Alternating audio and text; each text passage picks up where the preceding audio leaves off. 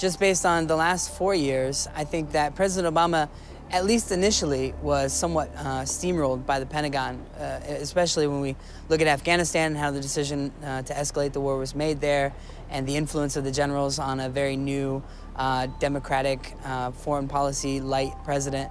I think the Pentagon certainly played a big role in shaping the decision to escalate the war. But we've also seen an escalation of drone strikes in Pakistan, which have immeasurable impact down the road. I'm a little concerned that the continuation of these policies for another 4 years could actually have really far-reaching effects. Romney has a lot of the same Bush advisors around him who led us into numerous foreign policy mistakes.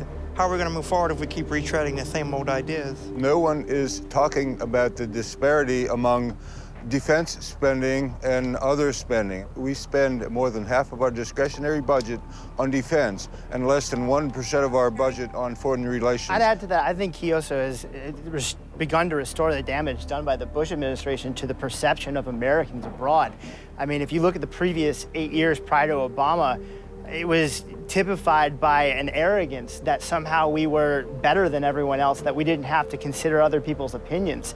I think if we had another 4 years under the Obama administration, we might finally get ourselves back to being seen as good global citizens as opposed to what was becoming a more militaristic pariah state. I haven't been disappointed in President Obama's administration at all. I mean, he said he was going to end the war in Iraq. That was one of the biggest liabilities for our foreign policy. He ended the war in Iraq. He said he was going to start drawing down troops in Afghanistan, and he said he was going to go after terrorism.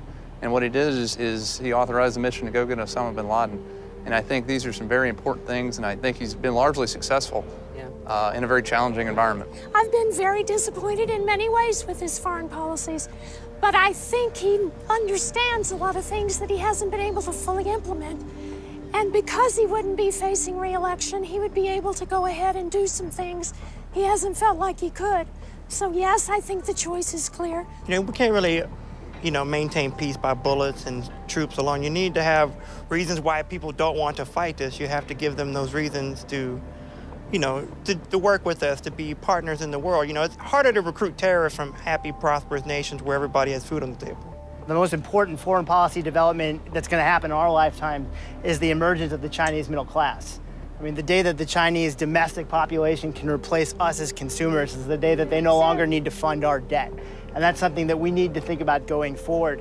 For the past 10 years, when we've been so hyper-focused on one particular region of the world, the Chinese have gone out and bought the rest of it. Our engagement with China is actually going to come to define U.S. foreign policy in the 21st century.